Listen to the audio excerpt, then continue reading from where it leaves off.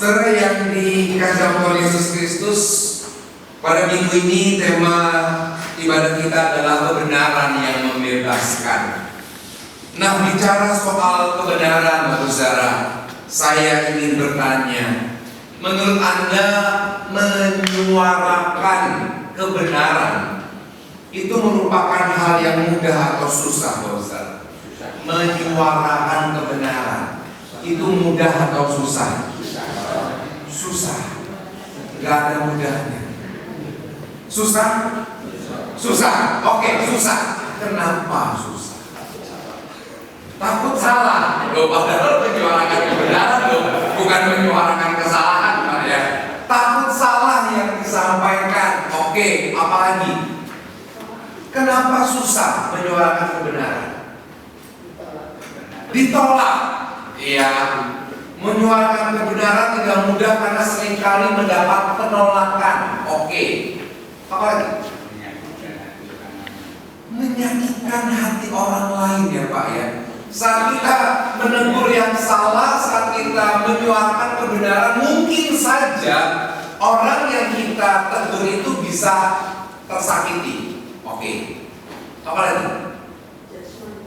Judgment dari yang kita sampaikan itu ya, dia kemudian menilai balik kita gitu ya. Oke.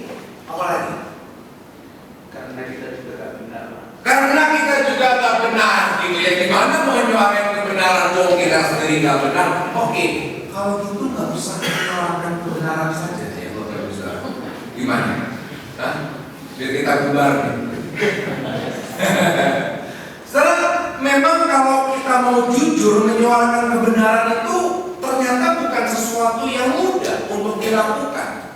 Saya mencatat paling tidak ada 3 penyebab kenapa kita sulit untuk menyuarakan kebenaran. Yang tadi Bapak Ibu sebutkan ada di dalam apa yang ingin saya sampaikan. Yang pertama adalah karena faktor budaya. Faktor budaya itu yang pertama bisa membuat kita merasa gak enakan, merasa risih pada saat kita harus menegur orang yang salah. Budaya timur itu kan budaya gak enakan ya, sungkanan gitu ya, sungkanlah. Itu membuat kita akhirnya gak mau menyuarakan kebenaran karena budaya itu. Yang kedua, bisa juga karena budaya, karena kita khawatir kalau kita menegur seseorang itu bisa mengganggu relasi kita. Tadi, takut nanti melukai, takut relasi nanti malah menjadi jauh. Akibatnya apa? Ya sudah, biarin aja ya. Itu yang terjadi. Mungkin kita juga berpikir, biarinlah itu bukan urusan saya, nanti juga sadar sendiri. Itu budaya. Nah, budaya itu kalau kita biarkan, maka itu menjadi tembok untuk kita berani untuk menyuarakan kebenaran.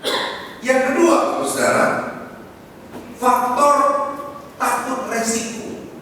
Ya. Bahwa pada saat kita mau menyatakan kebenaran, kita takut. Apalagi kalau kita merasa minoritas dan kurang power. Saya kasih contoh. Kalau Anda misalnya di sebuah perusahaan, jabatan Anda adalah atasan, lalu bawahan Anda melakukan kesalahan, mudah nggak menegurnya? Soalnya Anda atasan, lalu bawahan Anda melakukan kesalahan, mudah nggak bagi Anda untuk menegurnya? Mudah. Kenapa? Dia punya power, ya kan? Orang tua, anaknya salah, mudah nggak untuk ngingetin?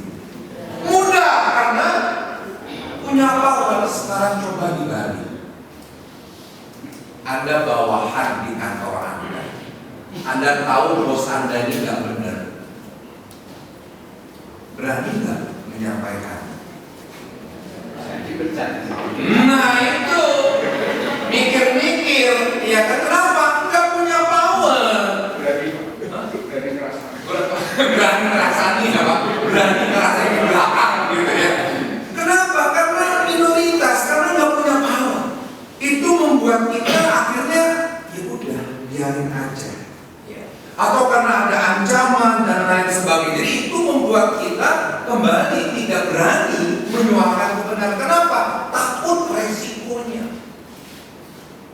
Yang ketiga, saudara, nah ini, jangan-jangan kita tahu itu salah, lalu kita biarkan karena kita kecipratan untung. Iya, karena ada untungnya buat kita. Ya itu, ya bos kita nggak bener sih, cuma ya gajinya gede loh, ya kan? Apalagi kecipratan bonus gitu. Akhirnya apa? Kita membiarkan karena kita juga menikmati dari apa yang salah. Ini persoalan. Jadi kalau kita perhatikan ketiga faktor tadi, baik itu budaya, baik itu takut resiko, atau kita juga mendapatkan keuntungan dari apa yang salah, itu membuat kita tidak berani atau tidak mau menyuarakan kebenaran. Saudara, buat saya ini menjadi persoalan yang penting untuk kita renungkan. Kenapa? Karena bukankah panggilan kita adalah untuk menyuarakan kebenaran? Bukankah Allah menghendaki kita untuk menyuarakan kebenaran dalam setiap segi kehidupan kita? Bahwa kita sebagai pengikut-pengikutnya diminta untuk dapat menyuarakan kebenaran itu, supaya apa yang kita sampaikan kebenaran itu adalah kebenaran yang membebaskan. Membebaskan dari apa? Membebaskan dari kesalahan yang dilakukan. Nah, kini pertanyaannya, saudara, gimana caranya? Di tengah-tengah faktor yang tadi saya sampaikan, bagaimana caranya kita dapat menjadi orang-orang yang menyuarakan kebenaran yang membebaskan itu dalam kehidupan kita? Saudara, saya ingin mengajak kita mencermati bacaan-bacaan kita pada minggu ini. Kita mulai dari Yesaya. Mari kita kembali buka Alkitab kita, saudara. Di dalam kitab Yesaya pasal 42 ayat 1 sampai 9, bacaan pertama kita. Di sana kita bisa menemukan bagaimana Allah memilih hambanya untuk menyatakan kebenaran hukum-hukumnya kepada bangsa-bangsa. Artinya begini, bahwa Allah kita adalah Allah yang tidak pernah berkompromi dengan kesalahan. Ya. Allah kita bukanlah Allah yang mentolerir sebuah kesalahan atau dosa. Allah kita bukan Allah yang menormalisasi kesalahan. Bukan sekarang budaya dan zaman itu mulai menormalisasi apa yang salah. Apa yang salah dianggap biasa. Betul? Pejabat korupsi itu biasa. Betul nggak? Kita udah nggak kaget tuh dengar berita, entah itu wali kota, entah itu pejabat-pejabat tertentu yang tertangkap tangan KPK. Nggak kaget kan? Ya udah. Kenapa? Biasa. Mulai menormalisasi. Keluarga-keluarga bercerai, kita juga udah nggak kaget. Kenapa? Biasa. Perselingkuhan terjadi. Jangan dong, Pak.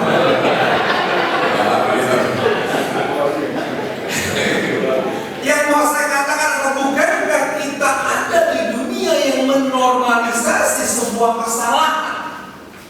Ini persoalan besar. Dan kalau kita lihat dari kitab Yesaya, Allah tidak pernah menormalisasi kesalahan. Dosa ya dosa, salah ya salah.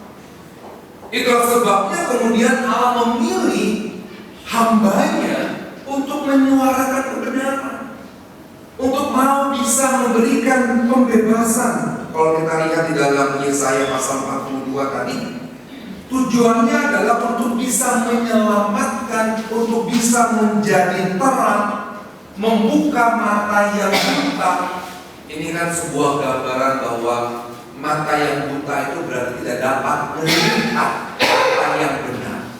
Orang yang sudah terbiasa dengan yang salah, orang yang sudah terbiasa dengan kehidupan dalam dosa, nggak mampu lagi melihat apa yang benar.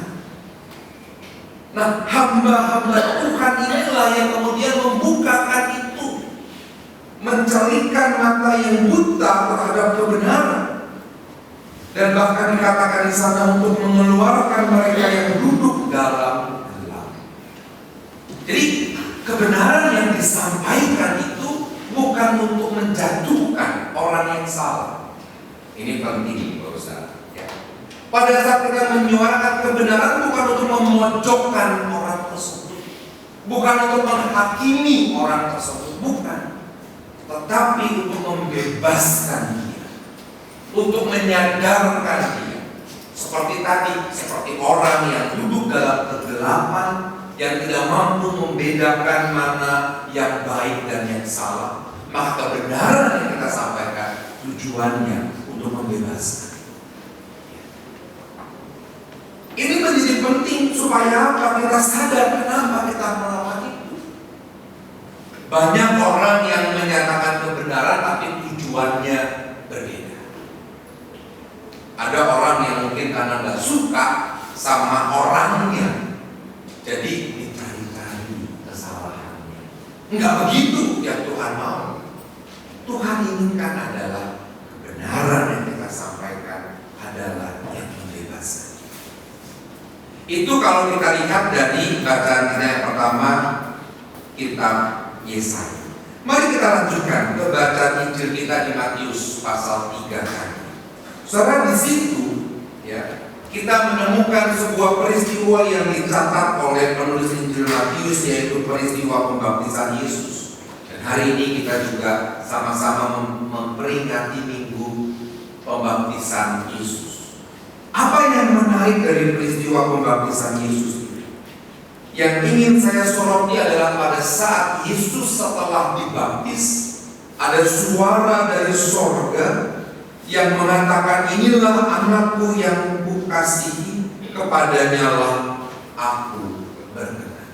Bahwa Yesuslah sumber kebenaran itu. Bahwa Yesuslah yang menyatakan kebenaran di dalam dunia ini. Artinya saudara, kebenaran yang kita sampaikan itu bukan kebenaran menurut kita, tapi kebenaran. Dan tentu saja hiduplah dalam kebenaran. Tadi saya setuju tuh. Jangan cuma kita pintar nyari kesalahan orang, jangan cuma pintar negur yang salah, tapi kita hidupnya benar. Ya. Mari kita mulai dari diri kita. Ingat, identitas kita adalah anak-anak Allah di dalam kebenaran. Hiduplah dalam kebenaran. Itu dulu. Dan melalui kehidupan kita, kita juga bisa menjadi contoh yang dilihat oleh orang lain. Itu yang pertama, saudara. Mari kita sadari kembali panggilan kita. Siapa kita? Apa tugas kita? Apa panggilan kita di dalam kehidupan kita? Yang kedua, saudara, marilah melekat kepada sang kebenaran. Ya, itu. Bahwa Yesuslah sang kebenaran yang sejati. Oleh karena itu melekatlah kepadanya, dekatlah kepadanya, selalu memperbaharui kehidupan kita. Selalu kita boleh berproses di dalam hidup yang sesuai dengan kebenaran dari Tuhan. Memang ini bukan hal yang mudah, dan proses ini terus terjadi seumur hidup kita. Tapi teruslah berproses. Mari kita terus melakukan apa yang Tuhan kehendaki dalam hidup ini. Karena dengan demikian, saat kita bisa melekat kepada sang kebenaran, maka pikiran kita, perkataan kita, perbuatan kita itu juga mencerminkan kebenaran Allah. Di bagian lain Yesus berkata, akulah pokok anggur yang benar dan kamulah ranting-rantingnya. Kalau kita tidak melekat kepada pokok anggur itu, kita tidak akan berbuah. Kalau kita tidak melekat dan dekat kepada Yesus, maka bagaimana kita bisa menyatakan kebenaran? Yang ada, kita mungkin memanipulasi kebenaran menurut kita. Ini juga bahaya. Ya, orang yang punya power, orang yang punya kedudukan, orang yang punya posisi, itu bisa memanipulasi kebenaran. Tetapi kalau kita melekat kepada Kristus, kita nggak akan melakukan itu. Karena standarnya jelas, yaitu kebenaran menurut Yesus. Yang terakhir, saudara, ya, marilah menjadi orang-orang yang tetap taat dan setia. Taat dan setia untuk berada di jalan kebenaran, taat dan setia untuk menyuarakan kebenaran yang membebaskan. Apapun resikonya, apapun tantangannya, jangan berhenti menyatakan kebenaran. Jangan pernah menyerah dengan tekanan-tekanan, dengan situasi, dengan keadaan yang membuat kita menutup mata. Tapi teruslah berjalan bersama dengan Tuhan. Lakukan dengan satu motivasi, bahwa yang kita lakukan adalah untuk membebaskan mereka yang berada dalam kesalahan. Yang menjadi motivasi kita adalah karena kasih kita kepada mereka. Oleh karena itu, mari menjadi orang-orang yang terus setia, taat, berada dalam jalan kebenaran dan menyatakan kebenaran. Saudara, jalan kebenaran itu adalah jalan yang sunyi. Tidak banyak orang yang mau mengambil jalan itu, ya. Tetapi di dalam jalan yang sunyi itulah kita bersama dengan Tuhan. Kita tahu apa yang benar. Lakukan, meskipun mungkin tidak banyak orang yang menyukainya. Saudara yang terkasih, itulah ketiga hal yang dapat saya bagikan untuk kita pada saat ini. Kita kembali diingatkan siapa kita. Tuhan memanggil Anda dan saya untuk menyatakan kebenaran, bukan berkompromi dengan yang salah. Lalu lakukan itu dengan menggunakan standar kebenaran Tuhan, melekat kepadanya, bukan kepada kebenaran versi kita. Dan yang terakhir, lakukan dengan taat dan setia. Apapun tantangan, apapun resiko, percayalah, Tuhan selalu menyertai dan memampukan kita. Saya selamat menjadi pengikut-pengikut Kristus yang berani menyampaikan kebenaran Allah yang membebaskan dalam setiap segi kehidupan kita. Tuhan menolong.